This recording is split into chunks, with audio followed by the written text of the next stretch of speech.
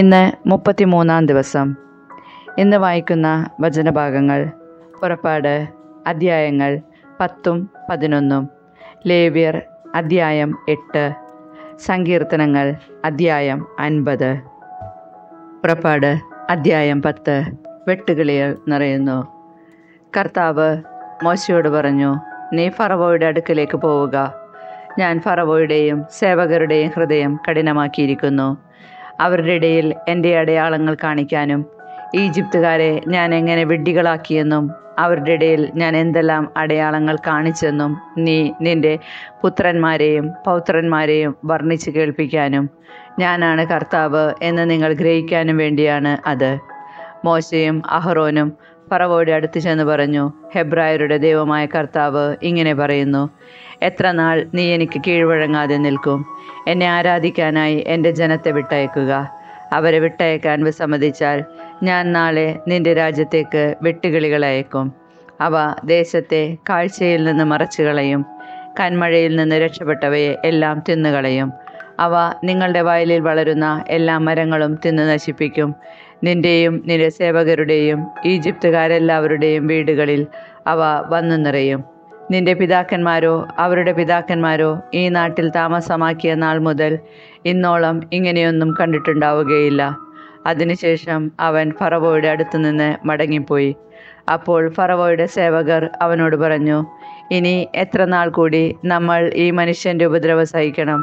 തങ്ങളുടെ ദൈവമായ കർത്താവിനെ ആരാധിക്കാൻ ഈ ജനത്തെ വിട്ടയച്ചാലും ഈജിപ്ത് നശിച്ചു കൊണ്ടിരിക്കുകയാണെന്ന് ഇത്രയുമായിട്ടും അങ്ങറിയുന്നില്ലേ? ആകയാൽ അവർ മോശയെയും അഹ്റോനെയും ഫറവോയുടെ അടുക്കലേക്ക് തിരികെ കൊണ്ടുവന്നു. അവൻ അവരോട് പറഞ്ഞു, നിങ്ങൾ പോയി നിങ്ങളുടെ ദൈവമായ കർത്താവിനെ ആരാധിക്കുവിൻ. എന്നാൽ ആരെല്ലാമാണ് പോകുന്നത്? മോശ പറഞ്ഞു, ഞങ്ങളുടെ യുവജനങ്ങളും വൃദ്ധരും പുത്രീപുത്രന്മാരും ഒരുമിച്ചാണ് പോകേണ്ടത്. ഞങ്ങളുടെ ആടുമാടുകളെയും കൊണ്ടുപോകണം. കാരണം ഞങ്ങൾ പോകുന്നത് കർത്താവിൻ്റെ പൂജാ മഹോത്സവം ആഘോഷിക്കാനാണ്. അപ്പോൾ അവൻ പറഞ്ഞു, ഞാൻ നിങ്ങളോടൊപ്പം നിങ്ങളുടെ കുഞ്ഞുങ്ങളെയും വിട്ടയക്കുകയോ? കർത്താവ് നിങ്ങളെ കാക്കട്ടെ. നിങ്ങളുടെ ഉള്ളിൽ എന്തോ ദുരുദ്ദേശമുണ്ട്. നിങ്ങളിൽ പുരുഷന്മാർ മാത്രം പോയി കർത്താവിനെ ആരാധിച്ചാൽ മതി. അതാണല്ലോ നിങ്ങൾ ആവശ്യപ്പെട്ടിരുന്നത്. ഉടൻ തന്നെ അവർ ഫറവോയുടെ സന്നദ്ധിയിൽ നിന്ന് ബഹിഷ്കൃതരായി. പിന്നീട് കർത്താവ് മോശയോട് അരുളി ചെയ്തു, നീ ഈജിപ്തിൻ്റെ മേൽ കൈനീട്ടുക. കന്മഴയെ അതിജീവിച്ച എല്ലാ ചെടികളും തിന്ന് നശിപ്പിക്കുന്നതിന് വെട്ടുകിളികൾ വരട്ടെ. മോശ തൻ്റെ വടി ഈജിപ്തിൻ്റെ മേൽ നീട്ടി. അന്ന് പകലും രാത്രിയും മുഴുവൻ ആ നാടിൻ്റെ മേൽ കർത്താവ് കിഴക്കൻ കാറ്റ് വീശി. പ്രഭാതമായപ്പോൾ കിഴക്കൻ കാറ്റ് വെട്ടുകിളികളെ കൊണ്ടുവന്നു. വെട്ടുകിളികൾ ഈജിപ്തിനെ ആകെ ആക്രമിച്ചു. അവ രാജ്യം മുഴുവൻ വ്യാപിച്ചു. ഇത്ര വിപുലമായ വെട്ടുകിളിക്കൂട്ടങ്ങൾ ഇതിനു മുൻപ് ഉണ്ടായിട്ടില്ല, ഇനി ഉണ്ടാവുകയുമില്ല. അവ ദേശമാകെ മൂടിക്കളഞ്ഞതിനാൽ നിലം ഇരുണ്ടുപോയി. നാട്ടിൽ കന്മഴയെ അതിജീവിച്ച ചെടികളും മരങ്ങളിൽ ബാക്കി നിന്ന പഴങ്ങളും അവ തിന്നു തീർത്തു. ഈജിപ്തിൽ മരങ്ങളിലും വയലിലെ ചെടികളിലും പച്ചയായി ഒന്നും തന്നെ അവശേഷിച്ചില്ല. ഫറവോ തിടുക്കത്തിൽ മോശയെയും അഹ്റോനെയും വിളിപ്പിച്ചു പറഞ്ഞു, നിങ്ങളുടെ ദൈവമായ കർത്താവിനും നിങ്ങൾക്കുമെതിരായി ഞാൻ തെറ്റ് ചെയ്തുപോയി. ആകയാൽ ഇപ്രാവശ്യം കൂടി എന്നോട് ക്ഷമിക്കണം. മാരകമായ ഈ ബാധ എന്നിൽ നിന്ന് അകറ്റുന്നതിന് നിങ്ങളുടെ ദൈവമായ കർത്താവിനോട് പ്രാർത്ഥിക്കുവിൻ. മോശ ഫറവോയുടെ അടുക്കൽ നിന്ന് പോയി കർത്താവിനോട് പ്രാർത്ഥിച്ചു. കർത്താവ് വളരെ ശക്തമായ പടിഞ്ഞാറൻ കാറ്റ് വീശിച്ചു. അത് വെട്ടുകിളികളെ തൂത്തുവാരി ചെങ്കടലിൽ എറിഞ്ഞു. അവയിൽ ഒന്നുപോലും ഈജിപ്തിൻ്റെ അതിർത്തികൾക്കുള്ളിൽ അവശേഷിച്ചില്ല. എങ്കിലും കർത്താവ് ഫറവോയെ കഠിനചിത്തനാക്കുക മൂലം അവൻ ഇസ്രായേൽക്കാരെ വിട്ടയച്ചില്ല. അന്ധകാരം വ്യാപിക്കുന്നു. കർത്താവ് മോശയോട് പറഞ്ഞു, നിന്റെ കൈ ആകാശത്തേക്ക് നീട്ടുക. ഈജിപ്തിൽ ഇരുട്ടുണ്ടാകട്ടെ, തൊട്ടറിയാവുന്ന ഇരുട്ട്. മോശ ആകാശത്തിലേക്ക് കൈ നീട്ടി. ഈജിപ്ത് മുഴുവൻ 3 ദിവസത്തേക്ക് കൂരിരുട്ട് വ്യാപിച്ചു. അവർക്ക് പരസ്പരം കാണാനോ യഥേഷ്ടം നീങ്ങാനോ സാധിച്ചില്ല. എന്നാൽ ഇസ്രായേൽക്കാരുടെ വാസസ്ഥലങ്ങളിൽ വെളിച്ചമുണ്ടായിരുന്നു. അപ്പോൾ ഫറവോ മോശയെ വിളിച്ചു പറഞ്ഞു, പോയി നിങ്ങളുടെ കർത്താവിനെ ആരാധിച്ചുകൊള്ളുവിൻ. ആടുമാടുകൾ മാത്രം ഇവിടെ നിൽക്കട്ടെ, കുട്ടികളും നിങ്ങളോടുകൂടെ പോരട്ടെ. അപ്പോൾ മോശ പറഞ്ഞു, ഞങ്ങളുടെ ദൈവമായ കർത്താവിന് സമർപ്പിക്കാനുള്ള ബലിവസ്തുക്കളും ഹോമദ്രവ്യങ്ങളും കൂടി നീ ഞങ്ങൾക്ക് തരണം. ഞങ്ങളുടെ കന്നുകാലികളിലും ഞങ്ങളോടുകൂടെ പോരണം. ഒന്നുപോലും ഇവിടെ ശേഷിക്കാൻ പാടില്ല. നിങ്ങളുടെ ദൈവമായ കർത്താവിന് അവയിൽ നിന്ന് ബലിയർപ്പിക്കേണ്ടി വന്നേക്കാം. കർത്താവിന് എന്താണ് സമർപ്പിക്കേണ്ടതെന്ന് അവിടെ ചെന്നെത്തും വരെ ഞങ്ങൾക്കറിഞ്ഞുകൂടാ. കർത്താവ് ഫറവോയെ കഠിനചിത്തനാക്കുകയാൽ അവൻ അവരെ വിട്ടയച്ചില്ല. ഫറവോ മോശയോട് പറഞ്ഞു, എൻ്റെ കൺമുൻപിൽ നിന്ന് പോവുക, ഇനി എന്നെ കാണാതിരിക്കാൻ സൂക്ഷിച്ചുകൊള്ളുക. എന്നെ കാണുന്ന ദിവസം നീ മരിക്കും. മോശ പറഞ്ഞു, നീ പറഞ്ഞതുപോലെ ആകട്ടെ, ഞാൻ ഇനി നിന്നെ കാണുകയില്ല. പുറപ്പാട് അധ്യായം 11. അവസാനത്തെ മഹാമാരി. കർത്താവ് മോശയോട് അരുളി ചെയ്തു, ഞാൻ ഫറവോയുടെയും ഈജിപ്തിൻ്റെയും മേൽ ഒരു മഹാമാരി കൂടി അയക്കും. അപ്പോൾ അവൻ നിങ്ങളെ പോകാൻ അനുവദിക്കും, അല്ല നിങ്ങളെ ബഹിഷ്കരിക്കുക തന്നെ ചെയ്യും. ഓരോ പുരുഷനും തൻ്റെ അയൽക്കാരനോടും ഓരോ സ്ത്രീയും തൻ്റെ അയൽക്കാരിയോടും സ്വർണവും വെള്ളിയും കൊണ്ടുള്ള ആഭരണങ്ങൾ ചോദിച്ചു വാങ്ങണമെന്ന് നീ ജനത്തോട് പറയണം. ഈജിപ്തുകാർ ഇസ്രായേൽക്കാരെ ബഹുമാനിക്കാൻ കർത്താവ് ഇടയാക്കി. ഫറവോയുടെ സേവകരും ജനങ്ങളും മോശയെ ഈജിപ്തിലൊരു മഹാപുരുഷനായി കരുതി. മോശ പറഞ്ഞു, കർത്താവ് അരുളി ചെയ്യുന്നു, ഞാൻ അർദ്ധരാത്രിയിൽ ഈജിപ്തിലൂടെ കടന്നുപോകും. സിംഹാസനത്തിലിരിക്കുന്ന ഫറവോ മുതൽ തിരികല്ലിൽ ജോലി ചെയ്യുന്ന ദാസി വരെയുള്ള എല്ലാ ഈജിപ്തുകാരുടെയും ആദ്യജാതൻ മരിക്കും. കന്നുകാലികളുടെ കടിഞ്ഞൂലുകളും ചാകും. ഇതുവരെ കേട്ടിട്ടില്ലാത്തതും ഇനി കേൾക്കാനിടയില്ലാത്തതുമായ ഒരു വലിയ നിലവിളി ഈജിപ്തിൽ നിന്നുയരും. എന്നാൽ ഇസ്രായേൽക്കാർക്കോ അവരുടെ മൃഗങ്ങൾക്കോ എതിരെ ഒരു പട്ടി പോലും ശബ്ദിക്കുകയില്ല. ഈജിപ്തുകാർക്കും ഇസ്രായേൽക്കാർക്കും തമ്മിൽ കർത്താവ് ഭേദം കൽപ്പിക്കുന്നുവെന്ന് അങ്ങനെ നിങ്ങൾ മനസ്സിലാക്കും. അപ്പോൾ നിന്റെ ഈ സേവകരെല്ലാം എൻ്റെ മുൻപിൽ സാഷ്ടാംഗം പ്രണമിച്ച്, നീയും കൂടെയുള്ള ജനങ്ങളും പൊയ്ക്കൊള്ളുക എന്ന് പറയും. അപ്പോൾ ഞാൻ പുറപ്പെടും. മോശ ഉഗ്രകോപത്തോടെ ഫറവോയുടെ മുൻപിൽ നിന്ന് ഇറങ്ങിപ്പോയി. കർത്താവ് മോശയോട് അരുളി ചെയ്തു, ഈജിപ്തിൽ എൻ്റെ അത്ഭുതങ്ങൾ വർദ്ധിക്കാനിടയാവും വിധം ഫറവോ നിങ്ങളുടെ വാക്ക് അവഗണിക്കും. മോശയും അഹ്റോനും ഫറവോയുടെ സന്നദ്ധിയിൽ ഈ അത്ഭുതങ്ങളെല്ലാം പ്രവർത്തിച്ചു. എന്നാൽ കർത്താവ് ഫറവോയുടെ ഹൃദയം കഠിനമാക്കിയതിനാൽ അവർ ഇസ്രായേൽക്കാരെ തൻ്റെ രാജ്യത്തു നിന്ന് വിട്ടയച്ചില്ല. ലേവ്യർ അധ്യായം 8. പുരോഹിതാഭിഷേകം. കർത്താവ് മോശയോട് അരുളി ചെയ്തു, വസ്ത്രങ്ങൾ, അഭിഷേക തൈലം, പാപപരിഹാര ബലിക്കുള്ള കാള, 2 മുട്ടാടുകൾ, 1 കുട്ട പുളിപ്പില്ലാത്ത അപ്പം എന്നിവയോടുകൂടി അഹ്റോനെയും പുത്രന്മാരെയും കൊണ്ടുവരിക. സമാഗമ കൂടാരത്തിൻ്റെ വാതിൽക്കൽ സമൂഹത്തെ ഒന്നിച്ചു കൂട്ടുക. കർത്താവ് കൽപ്പിച്ചതുപോലെ മോശ ചെയ്തു. സമാഗമ കൂടാരത്തിൻ്റെ വാതിൽക്കൽ സമൂഹത്തെ ഒന്നിച്ചു കൂട്ടി. അപ്പോൾ മോശ സമൂഹത്തോട് പറഞ്ഞു, ഇങ്ങനെ ചെയ്യണമെന്നാണ് കർത്താവ് കൽപ്പിച്ചത്. അനന്തരം മോശ അഹ്റോനെയും പുത്രന്മാരെയും മുൻപോട്ട് കൊണ്ടുവന്ന് അവരെ വെള്ളം കൊണ്ട് കഴുകി. അഹ്റോനെ കുപ്പായമണിയിച്ച് അരപ്പട്ട കെട്ടി മേലങ്കി ധരിപ്പിച്ചു.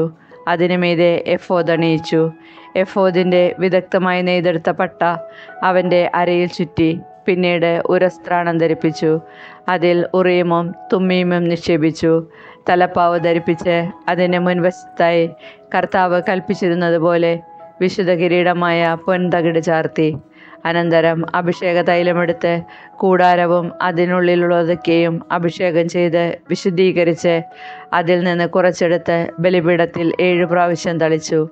ബലിപീഠവും അതിൻ്റെ എല്ലാ ഉപകരണങ്ങളും ക്ഷാളനപാത്രവും അതിൻ്റെ ചുവടും അഭിഷേകം ചെയ്ത് വിശുദ്ധീകരിച്ചു. പിന്നീട് ശിരസിൽ തൈലാഭിഷേകം ചെയ്ത് അഹ്റോനെ വിശുദ്ധീകരിച്ചു. കർത്താവ് കൽപ്പിച്ചിരുന്നതുപോലെ മോശ അഹ്റോൻ്റെ പുത്രന്മാരെയും മുൻപോട്ട് കൊണ്ടുവന്ന് കുപ്പായമണിയിക്കുകയും അരപ്പട്ട കെട്ടുകയും തൊപ്പി ധരിപ്പിക്കുകയും ചെയ്തു. മോശ പാപപരിഹാര ബലിക്കുള്ള കാളയെ കൊണ്ടുവന്ന് അഹ്റോനും പുത്രന്മാരും അതിൻ്റെ തലയിൽ കൈകൾ വച്ചു. മോശ അതിനെ കൊന്ന് രക്തമെടുത്ത് അതിൽ വിരൽ മുക്കി ബലിപീഠത്തിൻ്റെ കൊമ്പുകളിൽ പുരട്ടി ബലിപീഠം ശുദ്ധീകരിച്ചു. ബാക്കി രക്തം ബലിപീഠത്തിൻ്റെ ചുവട്ടിലൊഴിച്ചു. അങ്ങനെ ബലിപീഠം ശുദ്ധി ചെയ്ത് പരിഹാരകർമ്മത്തിന് സജ്ജമാക്കി. ആന്തരിക അവയവങ്ങളിൽ മേലുണ്ടായിരുന്ന മേധസ് മുഴുവനും കരളിൽ മേലുണ്ടായിരുന്ന നെയ്വലയും ഇരുവൃക്കകളും അവയുടെ മേധസ്സും എടുത്ത് ബലിപീഠത്തിൽ വെച്ച് ദഹിപ്പിച്ചു. എന്നാൽ കാളയെ, അതിൻ്റെ തോൽ, മാംസം, ചാണകം എന്നിവ കർത്താവ് മോശയോട് കൽപ്പിച്ചിരുന്നതുപോലെ കൂടാരത്തിന് വെളിയിൽ വെച്ചാണ് ദഹിപ്പിച്ചത്. ദഹനബലിക്കുള്ള മുട്ടാടിനെ അവൻ കൊണ്ടുവന്നു.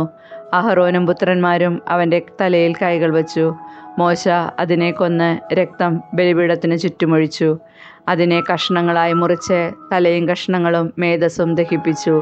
കർത്താവ് കൽപ്പിച്ചിരുന്നതുപോലെ മോശ അതിൻ്റെ ആന്തരിക അവയവങ്ങളും കാലുകളും വെള്ളത്തിൽ കഴുകി അതിനെ മുഴുവനും അവിടത്തേക്ക് പ്രീതിജനകമായ സൗരഭ്യം നൽകുന്ന ദഹനബലിയായി ബലിപീഠത്തിൽ വെച്ച് ദഹിപ്പിച്ചു.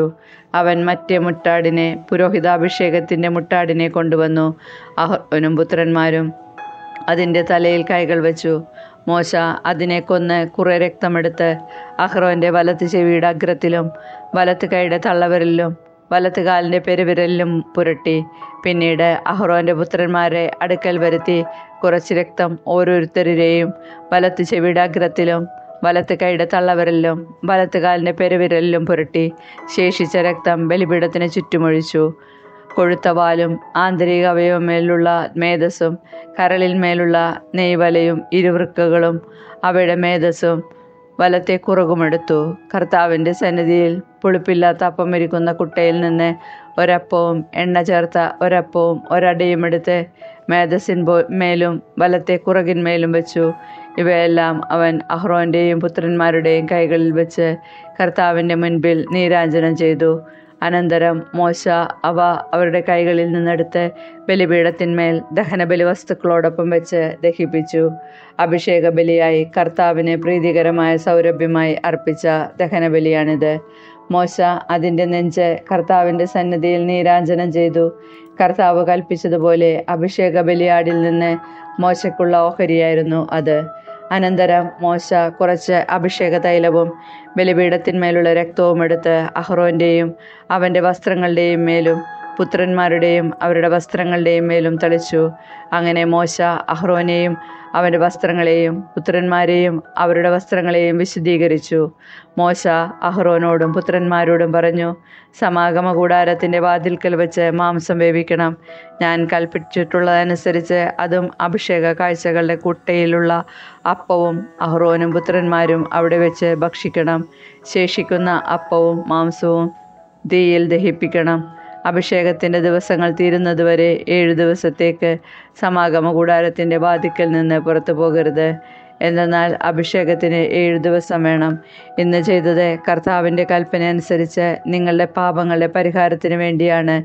ആകയാൽ കർത്താവിൻ്റെ കൽപ്പനകൾ കാത്തുകൊണ്ട് 7 ദിവസം രാവും പകലും നിങ്ങൾ സമാഗമ കൂടാരത്തിൻ്റെ വാതിൽക്കൽ കഴിയുവിൻ, അല്ലെങ്കിൽ നിങ്ങൾ മരിക്കും. എന്തെന്നാൽ ഇങ്ങനെയാണ് കർത്താവ് എന്നോട് കൽപ്പിച്ചിരിക്കുന്നത്. മോശ വഴി കൽപ്പിച്ചിരുന്നതെല്ലാം അഹ്റോനും പുത്രന്മാരും നിറവേറ്റി. സങ്കീർത്തനങ്ങൾ അധ്യായം 50. കൃതജ്ഞത യഥാർത്ഥ ബലി. കർത്താവായ ദൈവം ശക്തനായവൻ സംസാരിക്കുന്നു. കിഴക്ക് മുതൽ പടിഞ്ഞാറ് വരെയുള്ള ഭൂമി മുഴുവനെയും അവിടുന്ന് വിളിക്കുന്നു. സൗന്ദര്യ തിരകവായ സിയോനിൽ നിന്ന് ദൈവം പ്രകാശിക്കുന്നു. നമ്മുടെ ദൈവം വരുന്നു, അവിടുന്ന് മൗനമായിരിക്കുകയില്ല. അവിടുത്തെ മുൻപിൽ സംഹാരാഗ്നിയുണ്ട്, അവിടുത്തെ ചുറ്റും കൊടുങ്കാറ്റിരമ്പുന്നു. തൻ്റെ ജനത്തെ വിധിക്കാൻ അവിടുന്ന് ആകാശത്തെയും ഭൂമിയെയും വിളിക്കുന്നു. ബലിയർപ്പണത്തോടെ എന്നോട് ഉടമ്പടി ചെയ്തിട്ടുള്ള എൻ്റെ വിശ്വസ്തരെ എൻ്റെ അടുത്ത് വിളിച്ചു കൂട്ടുവിൻ. ആകാശം അവിടുത്തെ നീതിയെ ഉദ്ഘോഷിക്കുന്നു. ദൈവം തന്നെയാണ് വിധികർത്താവ്. എൻ്റെ ജനമേ കേൾക്കുവിൻ, ഞാനിതാ സംസാരിക്കുന്നു. ഇസ്രായേലേ, ഞാൻ നിനക്കെതിരെ സാക്ഷ്യം നൽകും. ഞാനാണ് ദൈവം, നിന്റെ ദൈവം. നിന്റെ ബലികളെക്കുറിച്ച് ഞാൻ നിന്നെ ശാസിക്കുന്നില്ല. നിന്റെ ദഹനബലികൾ നിരന്തരം എൻ്റെ മുൻപിലുണ്ട്. എൻ്റെ വീട്ടിൽ നിന്ന് കാളയെയോ നിന്റെ ആട്ടിൻപറ്റത്തിൽ നിന്ന് മുട്ടാടിനെയോ ഞാൻ സ്വീകരിക്കുകയില്ല. വനത്തിലെ സർവ്വമൃഗങ്ങളും കുന്നുകളിലെ ആയിരക്കണക്കിന് കന്നുകാലികളും എൻ്റേതാണ്. ആകാശത്തിലെ പറവകളെ ഞാൻ അറിയുന്നു. വയലിൽ ചരിക്കുന്നവയെല്ലാം എൻ്റേതാണ്. എനിക്ക് വിശന്നാൽ ഞാൻ നിന്നോട് പറയുകയില്ല. ലോകവും അതിലുള്ള സമസ്തവും എൻ്റേതാണ്. ഞാൻ കാളകളുടെ മാംസം തിന്നുമോ, ആടുകളുടെ രക്തം കുടിക്കുമോ? കൃതജ്ഞതയായിരിക്കട്ടെ നീ ദൈവത്തിനർപ്പിക്കുന്ന ബലി. അത്യുന്നതനുള്ള നിന്റെ നേർച്ചകൾ നിറവേറ്റുക. അനർത്ഥകാലത്ത് എന്നെ വിളിച്ചപേക്ഷിക്കുക, ഞാൻ നിന്നെ മോചിപ്പിക്കും. നീ എന്നെ മഹത്വപ്പെടുത്തുകയും ചെയ്യും. എന്നാൽ ദുഷ്ടനോട് ദൈവം പറയുന്നു, എൻ്റെ നിയമങ്ങൾ ഉരുവിടാനോ എൻ്റെ ഉടമ്പടിയെക്കുറിച്ച് ഉരിയാടാനോ നിനക്കെന്ത് കാര്യം? നീ ശിക്ഷണത്തെ വെറുക്കുന്നു, എൻ്റെ വചനത്തെ നീ അവഗണിക്കുന്നു. കള്ളനെ കണ്ടാൽ നീ അവനോട് കൂട്ടുചേരും. വ്യഭിചാരികളോട് നീ ചങ്ങാത്തം കൂടുന്നു. നിന്റെ വായ് നീ തിന്മയ്ക്ക് തുറന്നിട്ടിരിക്കുന്നു. നിന്റെ നാവ് വഞ്ചനയ്ക്ക് രൂപം നൽകുന്നു. നീ നിന്റെ സഹോദരനെതിരായി സംസാരിച്ചു കൊണ്ടിരിക്കുന്നു. സ്വന്തം സഹോദരനെതിരെ നീ അപവാദം പരത്തുന്നു. നീ ഇതെല്ലാം ചെയ്തിട്ടും ഞാൻ മൗനം ദീക്ഷിച്ചു. നിന്നെപ്പോലെ തന്നെയാണ് ഞാനും എന്ന് നീ കരുതി. എന്നാൽ ഇപ്പോൾ ഞാൻ നിന്നെ ശാസിക്കുന്നു. നിന്റെ മുൻപിൽ ഞാൻ കുറ്റങ്ങൾ നിരത്തി വയ്ക്കുന്നു. ദൈവത്തെ മറക്കുന്നവരെ ഓർമ്മയിലിരിക്കട്ടെ, അല്ലെങ്കിൽ ഞാൻ നിങ്ങളെ ചീന്തിക്കളയും. രക്ഷിക്കാൻ ആരും ഉണ്ടായിരിക്കുകയില്ല. ബലിയായി കൃതജ്ഞത അർപ്പിക്കുന്നവൻ എന്നെ ബഹുമാനിക്കുന്നു. നേരായ മാർഗത്തിൽ ചരിക്കുന്നവന് ദൈവത്തിൻ്റെ രക്ഷ ഞാൻ കാണിച്ചു കൊടുക്കും.